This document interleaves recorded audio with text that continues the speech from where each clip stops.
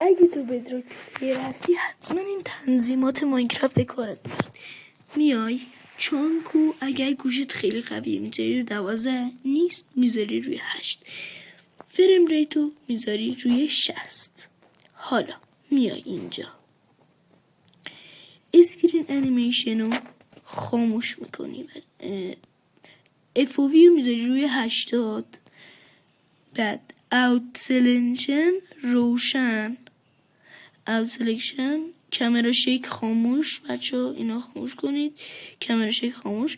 یو ای پروفیل رو میذارید روی کلاسیک و اکس لارج یو ای هم بچه روشن میکنید. بچه حالا میاید روی تاچ.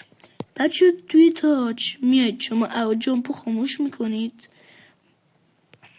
جامپو که خاموش کردید بعد میاید این گزینه اول ویبره بریکینگ خاموش میکنید و بچه همین بچه اوت جامپ هم بچه که خاموش میکنید.